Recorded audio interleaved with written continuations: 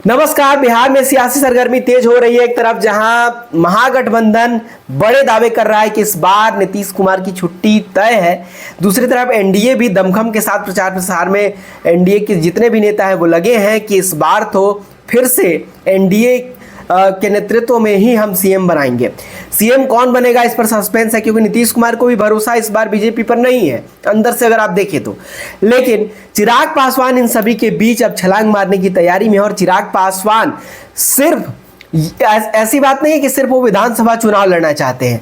अगर सिर्फ वो विधानसभा चुनाव लड़ना चाहते तो ये बात निकल कर नहीं आती कि चिराग पासवान एक सामान्य सीट से चुनाव लड़ेंगे, यानी कि किसी भी वो रिजर्व सीट से चुनाव नहीं लड़ेंगे।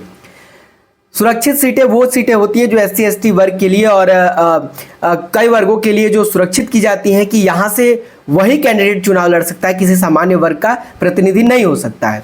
तो इस बार इस सुरक्षित भाव से चिराग पासवान बाहर आना चाहते हैं और ये जताना चाहते हैं कि वो सिर्फ और सिर्फ किसी एक वर्ग की राजनीति करने के मूड में नहीं है, अब वो पूरे बिहार की राजनीति करने के मूड में है। और यकीन मानिए कि चिराग पासवान दूसरे नीतीश कुमार बनने की सोचने में लग गए हैं।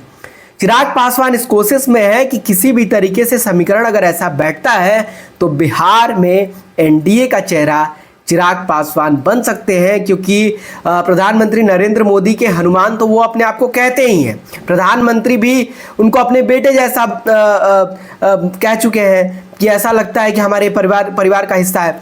तो कहीं ना कहीं चिराग पासवान की जो भूमिका है वो आने वाले दिनों में बहुत गंभीर होने जा रही है, बहुत महत्वपूर्ण होने जा रही है। और चिराग पासवान की जो नीति है वो बहुत नीतीश कुमार से अलग भी नहीं है, क्योंकि उनके पिता की भी जो राजनीति थी वो आरजेडी के साथ भी सूट करती है और बीजेपी के साथ भी सूट करती है।